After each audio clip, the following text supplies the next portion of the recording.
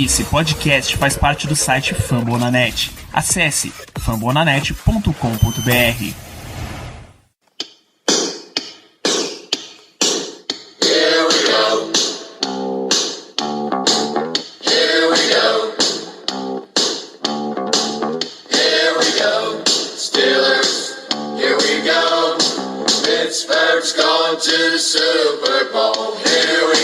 Muito bem, pessoal, estamos começando mais uma edição do Black Yellow Brasil Podcast, o episódio de número 191 desse seu programa sobre o Pittsburgh Steelers para todo o Brasil, direto de fambonanet.com.br, do Spotify, do Apple Podcasts, do Deezer, Google Podcasts, ou do seu dispositivo móvel onde você está assistindo um TikTok. Eu sou o Danilo Batista. Inclusive, esse programa vai acabar em parar no TikTok, né? Eu sou o Danilo Batista, seu host e membro de uma geração muito velha para usar este distinto aplicativo. E vamos comentar o que alguns dizem que foi um jogo, para a gente foi uma tortura, chamada Cincinnati Bengals 27, Pittsburgh Steelers 17, jogo da semana 15. E para tais comentários eu tenho a presença de Ricardo Rezende. Noite, Ricardo. Boa, não tá muito não. Olá, Danilo. Olá, caros amigos ouvintes. Vamos estar aqui mais uma semana para falar sobre o quinto, sei lá, já perdi as contas, o pior jogo da era Mike Tomlin, todos acontecendo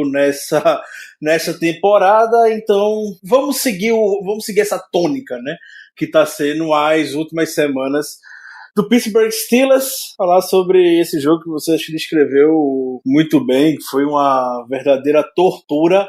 Um jogo desse não acontece no domingo de tarde ou algo assim. O jogo desse ele tem que começar 10h15 da noite e acabar de 1h30 da manhã, e o trabalhador brasileiro tem que acordar de 6 horas da manhã depois de ver essa desgraça que foi ontem. Porque o Pittsburgh Steelers é assim, né? Bicho, só não é mais Steelers porque não foi com horário de verão no Brasil pra turma ir dormir 3 da manhã emputecido, assim. Surreal.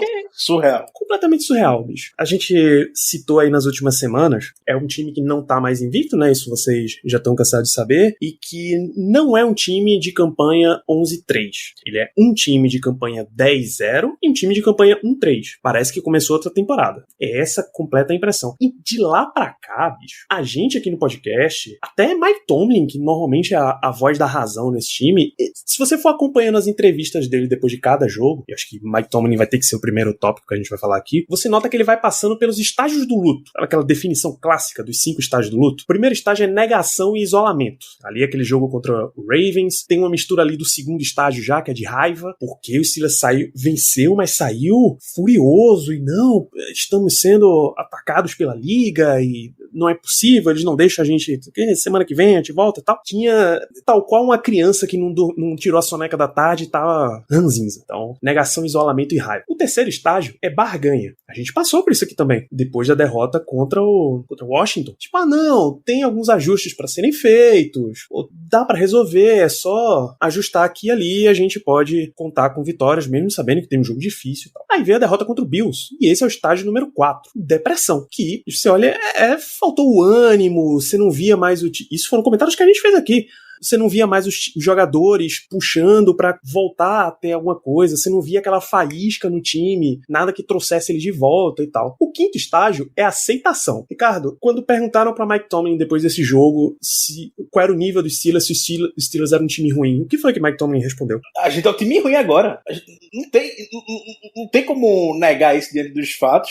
Basicamente o que Mike Tomlin disse. Hoje somos um time ruim de futebol americano. Você quer mais sintomas de um estágio de aceitação do luto do que isso? Pior do que isso, Danilo, e é o que mais me preocupa, acima de tudo e qualquer problema que o Steelers está tendo nessa nova temporada que você descreveu muito bem, que a gente está 1-3.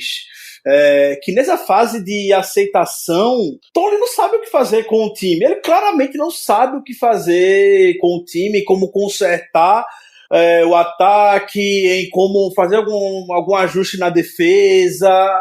Ele não sabe, ele tá sem rumo, ele não tem cabeças ao seu redor que possam estar chamando a responsabilidade e procurar fazer um ajuste. Ele não tem, convenhamos, os dois coordenadores que são as duas peças principais, podemos dizer, Os dois braços direitos dos brasileiros é complicado, mas acho que os amigos entenderam. Sim. Os dois grandes figuras que o Mike Tomlin tem pra se apoiar são dois patetas. Não conseguem, não são nem de perto a solução. Vai tudo cair em cima dos ombros dele e ele não sabe. Olha pra um lado, é Randy Fitner, amigo de longa data, parece aquele tipo profissional que você contrata pra ser... É seu amigão de longa data, você contrata ele pra ser o vice-presidente do seu negócio, alguma coisa nesse sentido, só pra fazer a média e tudo mais, com funcionário, porque a turma gosta dele. O Randy Fitner é isso nesse time, todo mundo sabe. Tá ali por conta da relação com o Big Ben bancou ele e tudo mais, então ele vai lá, aceita, porque já é amigo de Fitner há muitos e muitos anos. Olha, não sabe o que Fitner pode fazer pra ajustar esse time. Fitner, como a gente já falou milhões de vezes aqui, eu não quero nem me alongar muito nisso, não é play caller, não tem essa característica, e Keith Butler sofreu no início, tem uma defesa formada por estrelas, então ele tem a obrigação de fazer com que a defesa performe em um bom nível. A defesa não tem buracos hoje, fora as lesões ali de inside linebacker, e mesmo assim foi doutrinado pelo senhor Ryan Finley nesse jogo. Então é um time que você descreveu perfeitamente essas fases do luto, aceitação. O time não sabe o que fazer, não tem nenhuma perspectiva de melhor, e é isso que incomoda mais, e é isso que cai nos ombros de Mike Tomlin. Ele caiu na sua própria armadilha. Tomlin é um cara de muito relacionamento, sempre foi um cara de muito relacionamento, procurou tirar o melhor de cada jogador nesse sentido, cara de carisma, tem o elenco todo com ele e tudo mais. Ele é o cara que fala, mas ele chegou uma hora que, como o Cam Hayward falou, depois do jogo o Hayward tava puto e falou... A gente tá falando muito e fazendo pouco. Tem uma hora que Mike Tomlin só falar não vai adiantar. Não vai adiantar, como não tá adiantando, como a gente tá vendo nesses últimos jogos. Então, a gente tá num buraco, assim, complicado. Eu não consigo. Eu passei o dia, Danilo, hoje, juro, o dia hoje, pensando como consertar os Steelers. Eu não consigo pensar em uma alternativa pra isso. Antes falavam, os Steelers vinham de 2 semanas, e realmente vinha, calendário maluco, pouco intervalo de descanso e tudo mais. Finalmente vai ter uma semana inteira de preparação. Ben Roethlisberger agradecendo por isso, Randy Fitner agradecendo por isso, Tony agradecendo por isso. Vamos ter uma semana normal. E o time entrou pior do que quando estava jogando num calendário apertado. A performance ofensiva do Pittsburgh Steelers até foi coisa para entrar na história da equipe. Então, é um time que não sabe o que fazer hoje. Claramente, não sabe o que fazer. E aí, quando você se depara com uma situação dessa, feito o que a gente tá vendo, vão perguntar, não é que vão perguntar, mas ficam procurando culpados. Você quer procurar apontar culpados toda hora. Não tem uma figura central, a gente pode apontar, jogar o dedo na cara, Randy Fitner, Ben Roethlisberger, é Mike Tomlin, é sei lá o que, o Alex Highsmith, o rookie, coitado. E chega em situações de querer apontar pra TikTok de Juju. Um time com milhões de preocupações, e talvez essa opinião é algo que eu sei que os amigos ouvintes querem ouvir a respeito disso, mas sinceramente é um assunto que tá rendendo horrores, quando o foco do problema do Steelers tá muito longe de ser o TikTok que Juju grava. Isso vai gerar... Eu sei que o fato dele tá gravando no logo aniversário e tudo mais... vai gerar consequência. Ele fez essa temporada todinha. Toda jogo da temporada ele fez. Não motivou o Baltimore Ravens lá em Baltimore, não motivou o Titans, que era invicto. Peraí, não motivou o Ravens, o mesmo Ravens que pouco depois quase saiu na porrada com o Titans porque eles estavam parados em cima do logo, né? Exato. Não motivou. Aí acontece o jogo contra o Bills, 3 caboclos fala que isso motivou e pronto. Começa a render o assunto. assunto. A semana toda o pessoal falando, Bengals bota um segurança no logo, um segurança no logo, não impede Juju de dançar, Juju dança, Juju arca com as consequências que ele tem que arcar. Ele tá se pondo nessa posição, isso eu não vou discutir, não. Ele se bota nessa posição. Não crucifico por fazer, mas é uma posição que ele se bota delicada. E aí ele arca com as suas consequências. E quando o Mike Tomlin fala na coletiva hoje que vou conversar com o Juju a respeito disso, Mike Tomlin não vai chegar para Juju e falar, não quero que você mais faça isso. Mike Tomlin não vai falar isso. Pode continuar fazendo o que você quiser. Agora veja as consequências que você tá gerando. Aí Mike Tomlin, como ele faz normalmente, né, segundo os relatos, Mike Tomlin vai lá, abre seu computador, vira a tela, todo mundo falando sobre o que você tá fazendo, tá vendo? Por mim você continua, mas arque com as consequências. Isso vai continuar acontecendo. Você tá no palco agora. Mas deixar de fazer, Mike Tomlin não vai apontar pro cara deixar de fazer absolutamente nada. Pode ser Juju, pode ser quem for. Mike Tomlin não vai impedir o cara de fazer nada. Agora ele vai ter que ter... Como é que eu posso usar uma expressão que não seja muito feia aqui? Tem um ditado em inglês que é o seguinte: if you wanna talk the talk, you gotta walk the walk. Sabe? Se você vai falar alguma coisa, você vai ter que corresponder o suficiente para o que você tá falando. Exato, pronto, perfeito. Eu ia falar outra coisa, eu ia falar uma coisa muito mais feia que isso.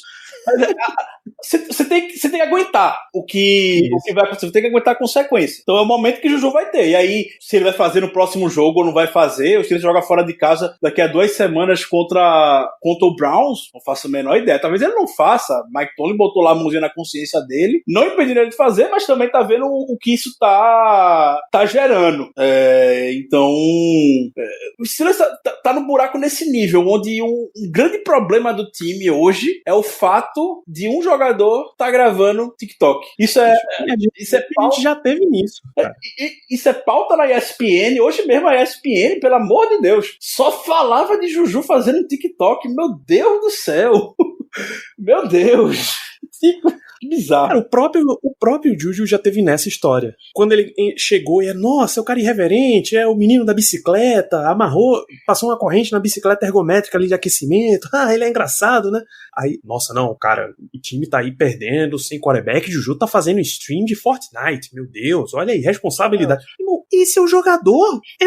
É exatamente o que você disse. Se não era um problema enquanto a gente tava ganhando, por que vai ser um problema agora, bicho? Exato. Contanto que ele aguente que todo mundo que ele tá botando um alvo nas costas dele. E é bom deixar claro antes que a gente receba pedras aqui. Juju pode fazer o que quiser, agora ele tem que arcar. Eu não vou ficar defendendo nunca Juju na rede social aqui, porque tô atacando ele.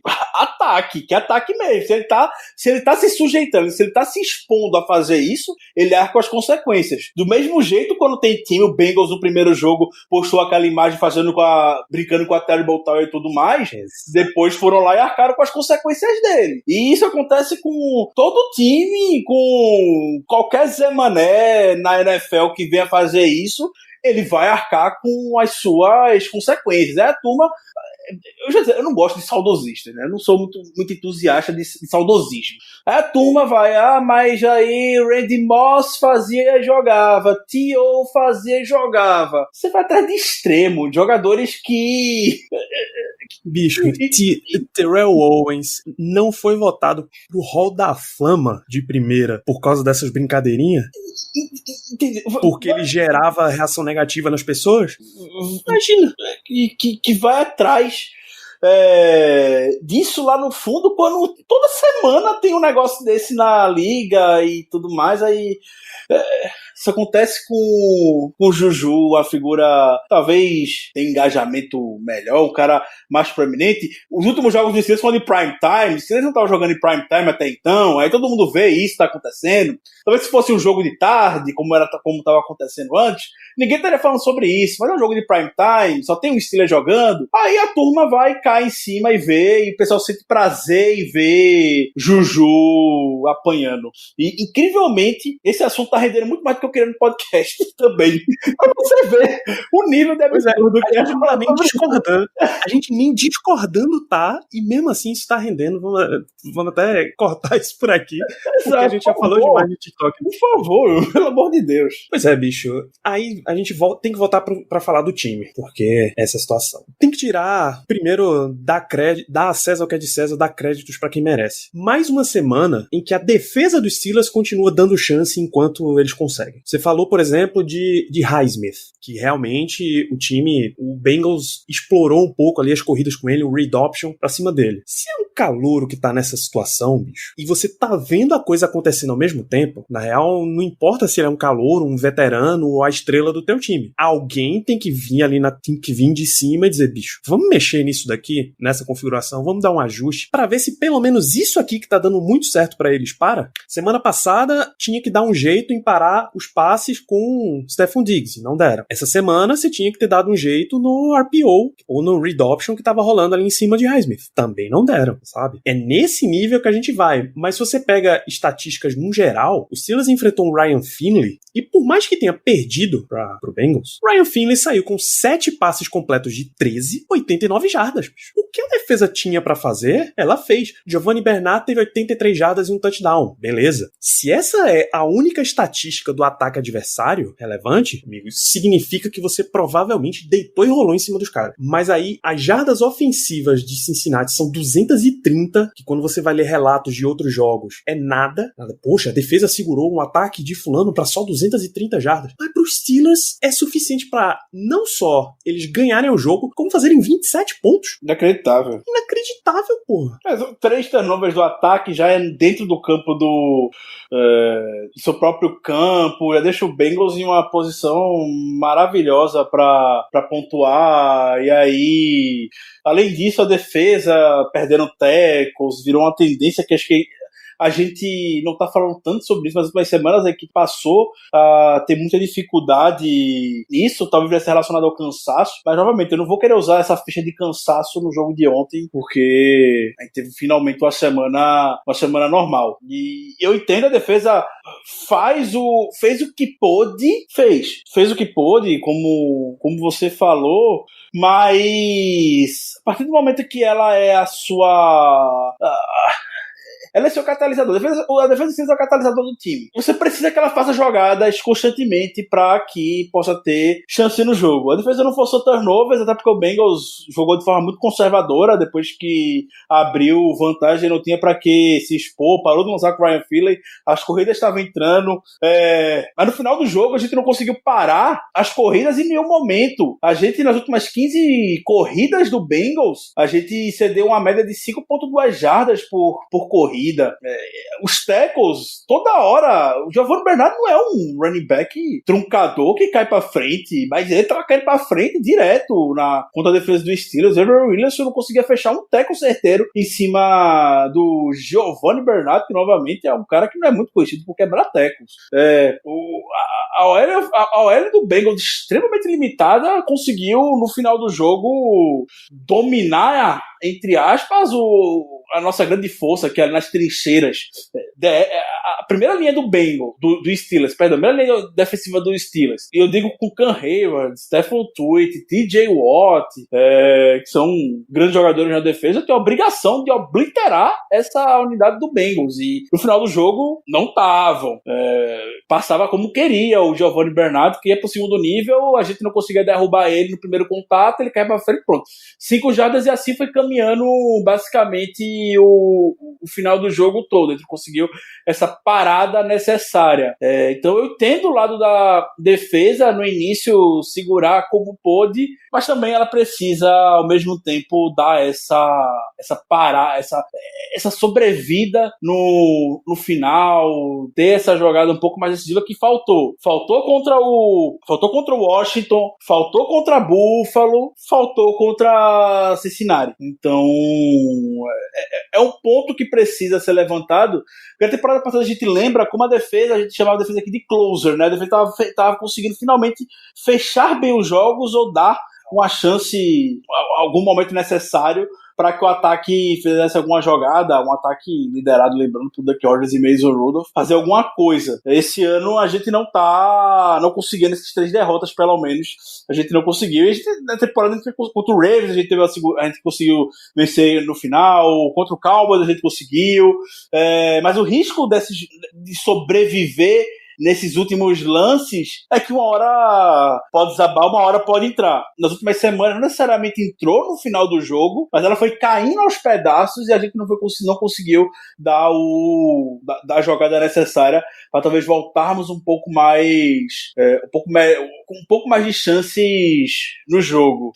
Então, novamente, a defesa a gente precisa que eles apareçam, e a gente estava conversando no nosso QG a respeito do TJ Watt e tudo mais, e, por favor, não entenda isso como uma crítica ao TJ Watt, longe disso, um jogador maravilhoso, um dos 3 melhores jogadores defensivos da NFL, mas a gente cria a expectativa que nesse momento o TJ Watt ele vai aparecer com aquela jogada de playmaker.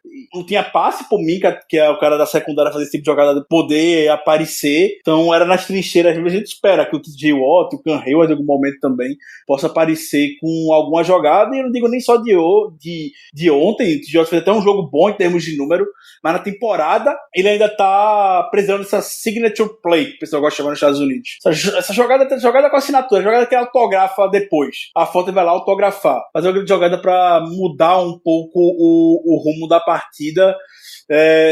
Infelizmente, pra gente, estamos vendo os outros bons defensores da NFL fazendo esse tipo de jogada. TJ Watt, esse ano, ainda precisa fazer. Por favor, entenda novamente como uma crítica. TJ Watt tá jogando maravilhosamente bem nessa temporada. É só a expectativa que é criada ao redor dele de que uma jogada quando tem um playmaker na defesa, a gente espera que ele faça esse tipo de lance, como o Paul Amaro já fez por muitos anos, o próprio TJ Watt já fez, Minka já fez, enfim. A gente precisa e não teve. Espero que em algum momento venha aparecer na hora. Pode ser que seja nessa semana já contra o Colts. Mas pode ver se o jogo ainda precisar de uma jogada dessa de alguém na defesa. Pois é. Ele joga em nível pra ser o melhor dos Steelers. Com certeza. Claramente é. Mas quando chega nesse momento em que todo o peso do jogo tá pra defesa, só vai acender alguma faísca no time se ele jogar em nível de jogador defensivo do ano. Se ele jogar em nível de melhor da NFL. E ele corresponde dentro da expectativa do time, mas acaba precisando que ele supere esse nível. Por isso que não é uma crítica, porque você também não pode querer que o jogador supere os 100%. Exato, não pode exigir que ele vá contar com isso. A gente espera que o Geoff tenha jogos como de ontem, 3 tackles for loss, sack, tudo mais. Maravilha, o Geoff é aquele mesmo, mas tem essa expectativa, né?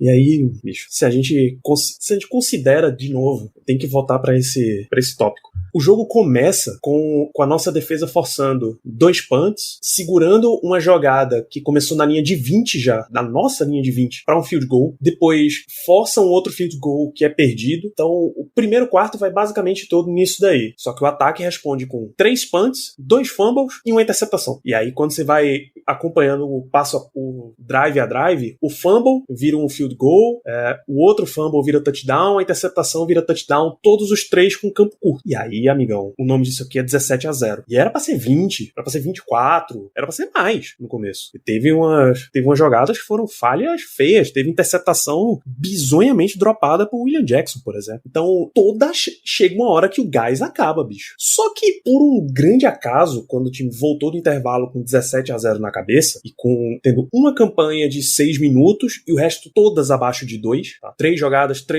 uma jogada e fumble, 3 jogadas e fumble, aí uma de 10 que termina em interceptação, 3 jogadas.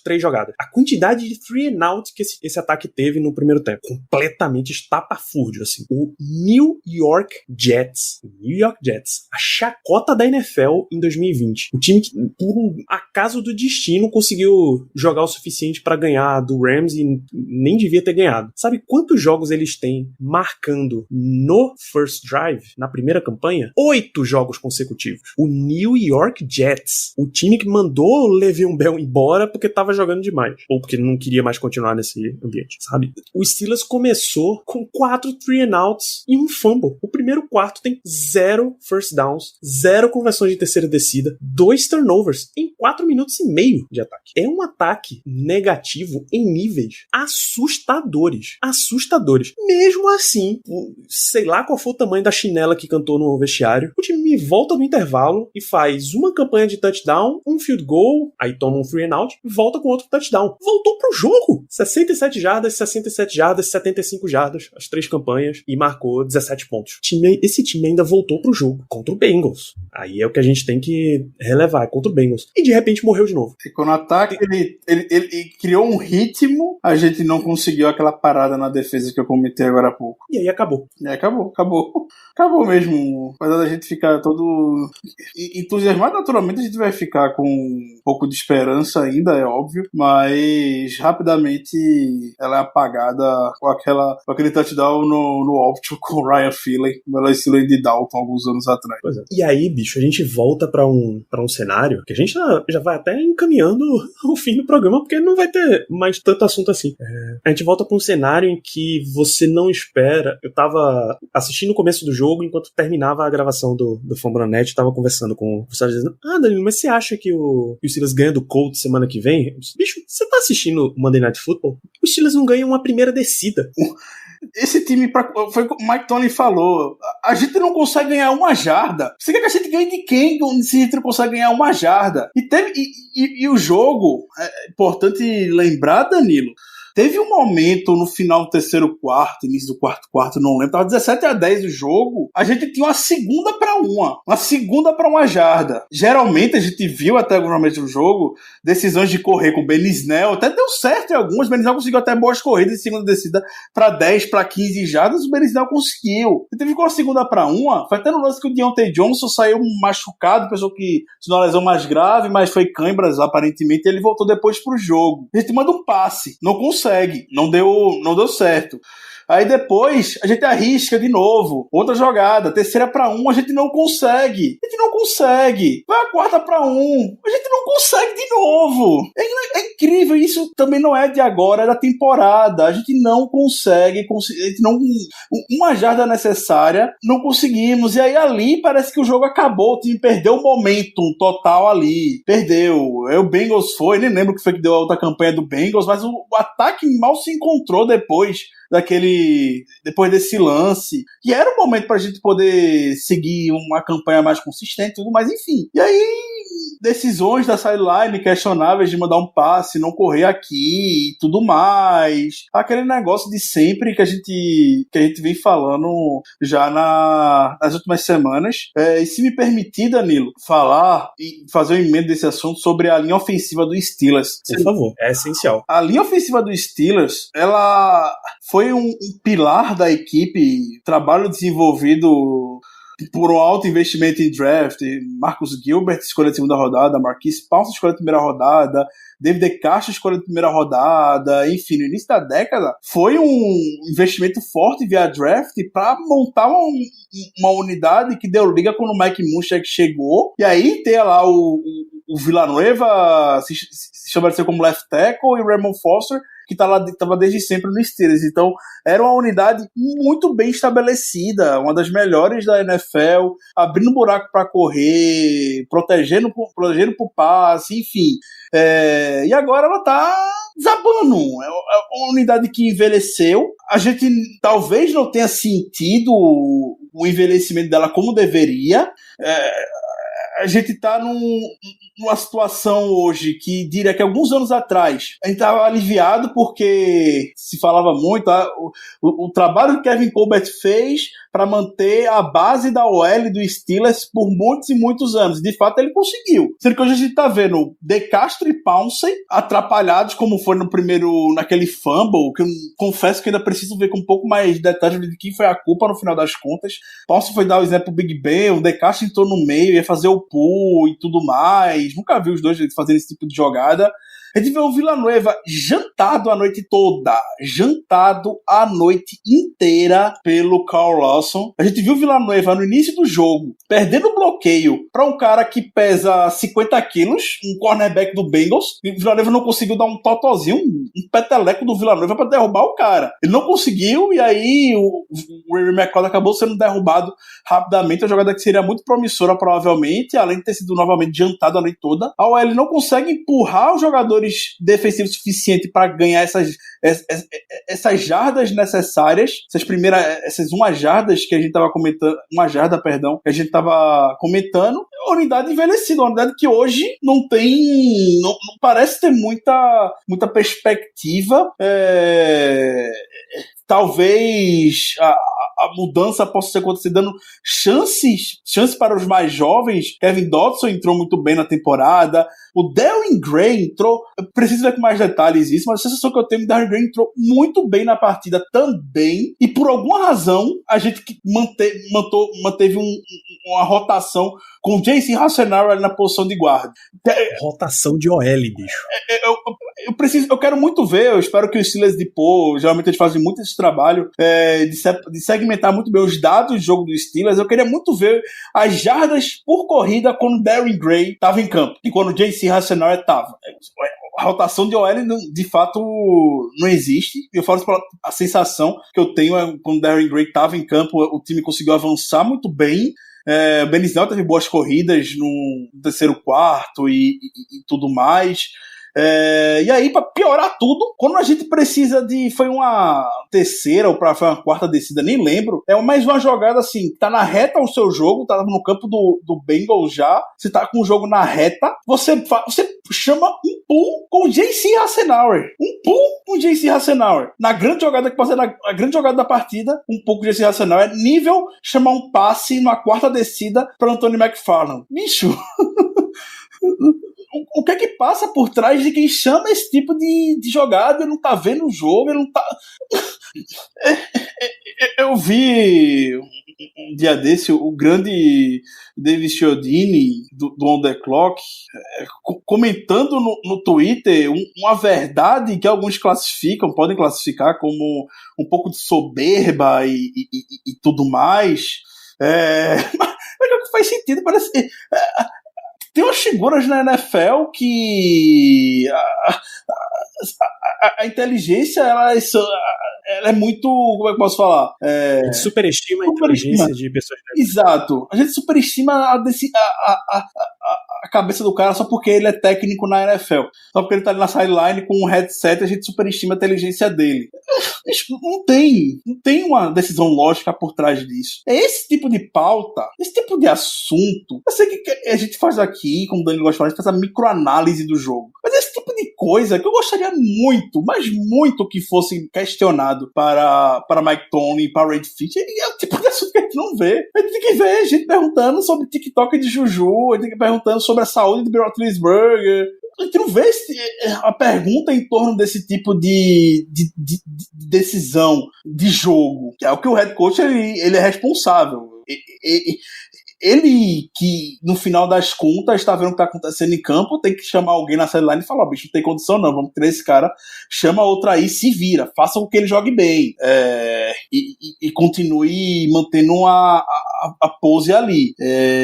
Então, é complicado. O tipo de pergunta, isso me incomoda bastante. O tipo de pergunta que fazem pro Mike Tomlin faz com que ele crie essa fama mesmo de dominar entrevistas, porque é cada pergunta bosta que fazem pra ele que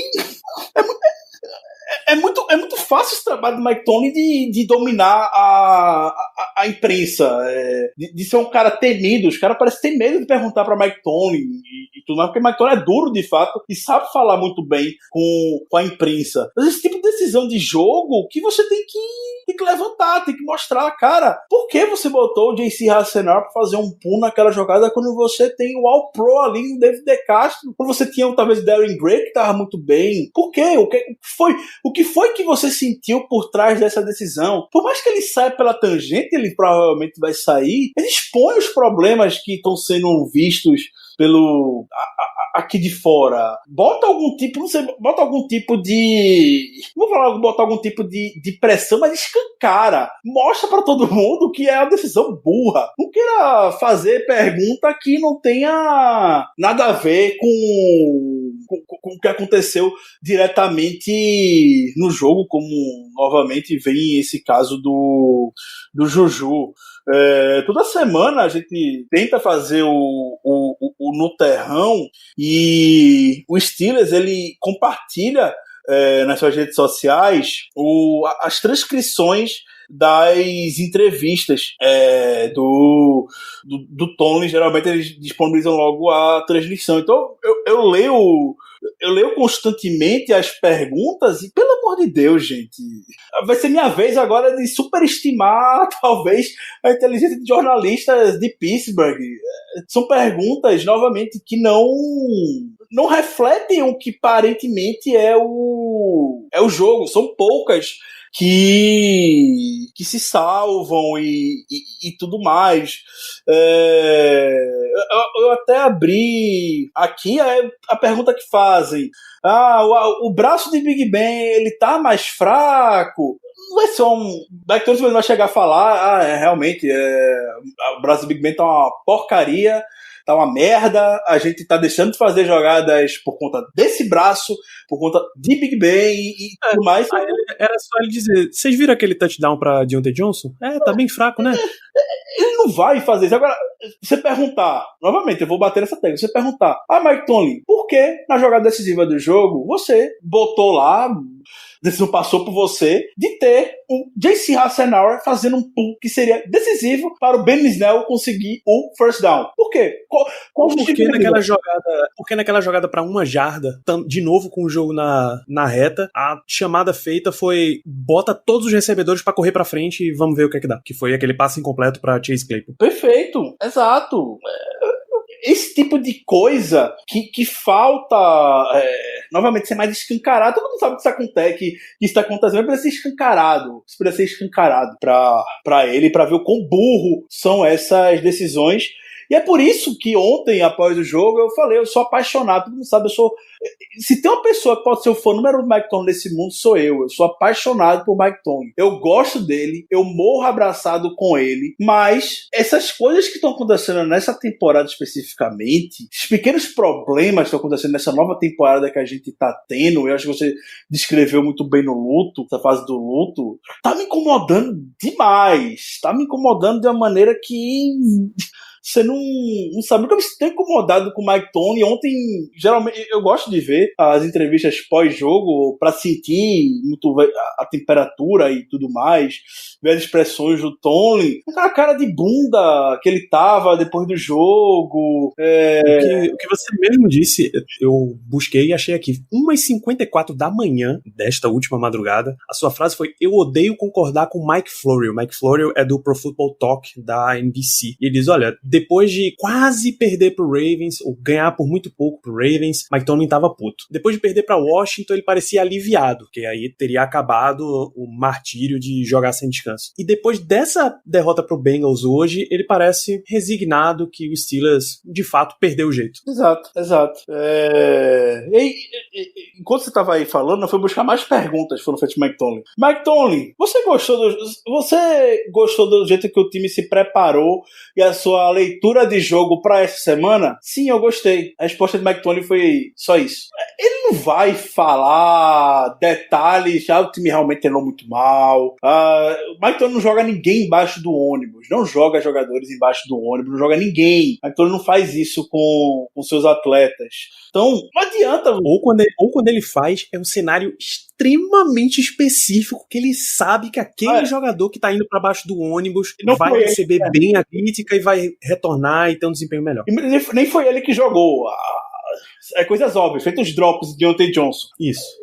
Então não jogou ele no baixo do ônibus, mas ele foi jogado ali, podemos dizer.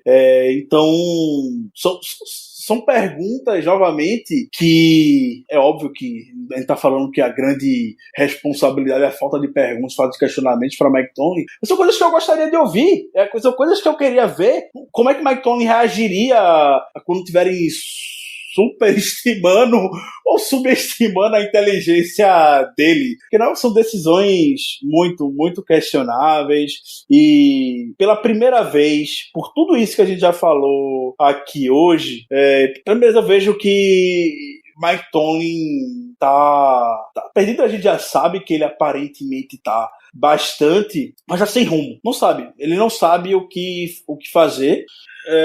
Ele pode até, no fundo, saber o que é melhor pro time, mas ele não vai tomar nenhuma decisão envolvendo isso. Sentiu o golpe.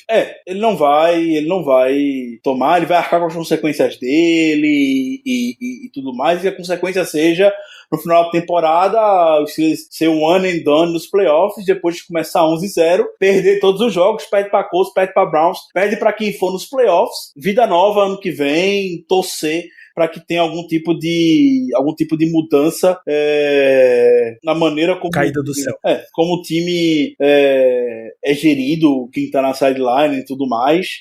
E mais um ano a gente fica com a expectativa em 2021 de chegar longe na temporada. E uma coisa que eu sempre falei aqui, uma coisa que eu vejo isso, pelo menos eu consigo sentir isso. Times de Mike Tomlin, até no episódio com o Dave Brown a gente comentou a respeito disso. Times de Mike Tomlin, você não vê times de Mike Tomlin sofrendo 2 semanas consecutivas. Você consegue ver times de Mike Tomlin, teve um problema na semana anterior, resolve na semana seguinte. Pode ser que tenha algum outro tipo de falha, mas resolve. E a gente tá vendo uma sequência de jogos que são os mesmos problemas. E a sensação que eu tenho das primeiras vezes que eu tô vendo isso. E isso um match justamente com o que o Tomlin tá comentando, tá sentindo nas últimas rodadas. Time sem saber o que fazer, um time sem rumo e, de novo, pra mim, cai muito em cima dos ombros, sim, dele, por mais que Ben Roethlisberger esteja jogando muito mal, não dá pra também ocultar esse fato de que Ben Roethlisberger tá jogando mal. Mas eu botaria essa nova temporada, essa nova fase de temporada, um peso gigantesco nas costas de Mike Tomlin por tudo que está acontecendo. Isso é o nível de performance, e não é nem só para esse jogo, é a soma. É lógico que isso vai somar. Quando a gente falava dos problemas do time 11-0, que a gente podia dar uma relevada porque o time tava 11-0, o que tá acontecendo aqui a gente também soma, tá? Derrotas, vitória chama vitória, derrota chama derrota, bicho. A gente tá nesse ponto mesmo que você não tem perspectiva nem pra ganhar uma jarda, que dirá ganhar um jogo. Que dirá ganhar um jogo contra times que estão basicamente certos nos playoffs, que é Indianapolis e Cleveland. Então a gente chega nesse ponto em que não tem muita coisa pra fazer. Até a gente podia passar aqui, dar algum destaque positivo do time na partida, pra deixar... Mas a gente também chegou... Eu, particularmente, cheguei também nesse estágio de é isso aí, vamos só esperar o fim da temporada e descansar na off-season, porque acabou, bicho, acabou. Eu tô o meme do Bob Esponja sentado olhando o café esfriar na frente dele na mesa, sabe? Não tem mais nada pra sair daqui. A gente vai continuar acompanhando, assistindo todos os jogos, porque a vida de torcedor e podcast dos Steelers é isso aí, mas zero expectativas pro resto da temporada. A gente aguentou a lenda do Duck Rodgers ali como quarterback, então... Bicho, e a gente tem que dizer de novo que nessa mesma situação tinha mais expectativa do que esse ano. A temporada 2019 foi muito divertida, viu? Bicho, foi divertida. Era sensacional. E aí, amigo ouvinte, se a gente tá saudosista com a temporada 2019, você sabe que o nível tá tenebroso. Vamos para as considerações finais, Ricardo, porque senão a gente vai chorar de saudade de Duck Hodges e isso não é uma coisa muito legal, não. Ainda tendo uma parcela que pediu Mason Rudolph pra entrar. Nossa, eu vi ontem uma rádio de Pittsburgh no meio do jogo falou: Mason Rudolph tá aquecendo de capacete, Big Ben tá sem capacete na sideline. Foi assim, a timeline na hora entrou quase em êxtase. É o nível de buraco que a gente tá. Comemorar que há a possibilidade de Mason Rudolph entrar. É horrível e eu queria emendar já minhas considerações finais, Janine. É sobre um assunto que todo mundo está comentando, um assunto que constantemente as nossas menções chegam, até puxão de orelha, e caros amigos ouvintes e seguidores, podem dar puxão de orelha na gente sim, por favor. A gente tá aqui novamente por vocês e obrigado pela audiência. Sobre a gente não tá evitando falar sobre o futuro dos Steelers nesse momento de temporada, mesmo com todo o cenário que se desenha de uma temporada que vai acabar a qualquer momento, aparentemente, né? Você que teve uma grande virada de esquina e tudo mais, uma grande virada realmente desse time, que a gente vai ter uma faísca aqui pra gente poder crer que se vai fazer uma caminhada longa nos playoffs. Sobre a gente não tá falando sobre o futuro do Steelers, sobre como é que vai ser a off-season 2020-2021, como é que falar sobre draft e tudo mais. É um assunto que a gente ama falar, isso. Eu sou apaixonado por fazer projeções sobre o Steelers. A primeira temporada ela só acaba depois do draft. Aí sim, não tem nem muito o que fazer, mas até lá, pra gente é muito divertido. A gente vai entrar muito a fundo nisso sim. Eu tô muito ansioso para ver as movimentações. Vai ser uma off-season que o Steelers vai ter que fazer muita decisão complicada. Muita. Eu não queria estar na pele de Kevin Colbert agora. O Colbert, eu falei sobre o desejo de Colbert dele conseguir manter a base da OL por muitos anos, e ele conseguiu fazer isso, só que não esperava que o nível fosse cair tanto, a unidade fosse ficar envelhecida talvez tão rápido. O Colbert ele tinha um plano de sucessão que aparentemente estava perfeito. Ele tinha a base da OL pronta, ele tinha o melhor wide receiver da NFL com um contrato que estaria durando até hoje, se não tivesse acontecido o que aconteceu. Ele teria um running back no seu auge, aqui ainda, pelo contrato que foi oferecido. Estava tudo perfeito. A defesa estaria do mesmo jeito que estaria hoje, eu acredito. Talvez só no mundo da suposição, só talvez sem Minka Fitzpatrick. Os demais jogadores a gente teria ainda por aqui. E aí, do nada, o Kevin Colbert tá vendo esse trem descarrilhar de uma maneira que ele não esperava. Covid, o cap vai ter que reduzir, Big Ben com o cap hit de 41 milhões em 2021. Beleza. Tem que se virar. A decisão aqui que você vai ter que se virar com isso. OL caindo de nível com Pouncey e De Castro. Você não sabe se vai renovar com o Villanueva. A chance de perder jovens jogadores como Mike Hilton, Ken Sutton, o Bud Dupree. Juju nem entra muito, porque Juju não deve voltar mesmo. James Conner, que também vai embora. Então você foi de um time estruturado nas suas principais posições para um time que vai ter que se virar muito nos 30 em um cenário que tá caótico para off-season. Kevin Colbert já tava naquilo de ano por ano. Se ele voltasse um ano atrás, certeza que ele mudaria, tomar a decisão de se aposentar mesmo. E agora ele tá vendo um buraco que que nem Tom, ele caiu na própria armadilha. Colbert caiu na sua própria armadilha. Então, é só pra deixar.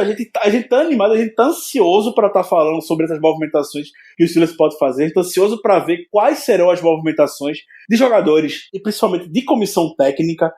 Mas por enquanto a gente ainda vai manter o foco na temporada. Logo depois que acabar ela, garanto, a gente vai estar aqui entrando nesses detalhes do quem já nos conhece há mais de um tempo, sabe como é a nossa cobertura de draft, de free agency e tudo mais. A gente não vai deixar de estar falando aqui, tá bom? É isso. Vamos desfrutar desse final de temporada, sempre com aquela esperança de dias melhores, que o Steelers consiga nos surpreender. Eu não duvido absolutamente nada que depois de perder para um Cincinnati Bengals, o Steelers vai lá e vence o Indianapolis Colts. Por alguma razão, de algum jeito, o time vai lá e vence. Vai contar com a volta, provavelmente, do Vince Williams, que a gente tá precisando, e do Kevin Dodson. O James Conner também deve voltar, e são reforços importantes pro time. Então, vamos lá. Hoje a gente não quis fazer esse programa, né? Eu tinha falado ontem pra vocês, não queria fazer um programa de sessão de descarrego, como foi o da semana passada contra o Bills. Queria entrar no detalhe do jogo mesmo. Eu acredito que a gente tenha conseguido tocar e passar por quase todos os pontos disso, mas se a gente também fosse entrar muito no detalhe de cada coisa que aconteceu, acho que a gente ficaria aqui tendo um programa de 3 horas falando sobre cada um, mas tudo bem, a gente de forma superficial a gente tocou, talvez pudesse entrar um pouco mais no detalhe na partida de Ben Roethlisberger, mas deixa, vamos seguir. Não adianta a gente estar se estendendo muito assunto de Ben Roethlisberger também e tudo mais, sobre o declínio dele.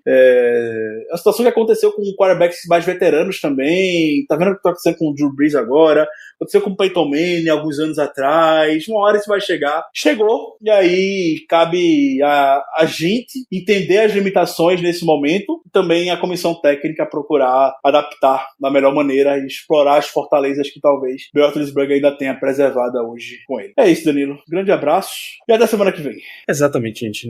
Vamos com calma, porque aparentemente em janeiro a gente já vai poder falar de draft, de free agency de futuro, né? E pode contar pelo menos que a gente pelo menos vai estar acompanhando o que falta aí da nossa temporada. Eu já passei tanto recado aqui de paz, de aproveitem a situação e tal. Tá vendo porque eu disse pra você acumular paz no começo do ano? Porque, bicho, a montanha-russa é pesada. Subiu demais e a queda foi de uma vez. Então, vamos na paz, ou no ódio, que você preferir. Eu tô basicamente em catarse negativa. Eu não tenho mais nada pra tirar de reação desse time. E vamos acompanhando. Continuem você acompanhando aqui o Black Yellow Brasil, que a gente ainda volta nessa semana. O Steelers continua a jogar, então teremos episódio pré-jogo contra o Colts. Já estamos negociando convidados para participar disso daqui. A gente ainda deve ter, como a gente ainda vai ter notícia dos Steelers, a gente ainda deve ter episódio no Terrão essa semana, então a cobertura continua, embora o jogo não continue, embora o time não continue se apresentando. Segue a gente, os recados de sempre, segue a gente lá nas redes sociais, @BlackYellowBR no Twitter e no Instagram, segue o grupo no Telegram, o canal no Telegram, as notícias aí sobre o que está acontecendo nos Steelers, e continua compartilhando esse programa, ou segue no Spotify, deixa 5 estrelas e review lá no iTunes, porque tudo isso vai levando a gente para mais torcedores, e aí podemos todos sofrer coletivamente com o que o Steelers está apresentando pra gente. A gente volta ainda essa semana com mais programa. Um grande abraço para todos vocês e até lá.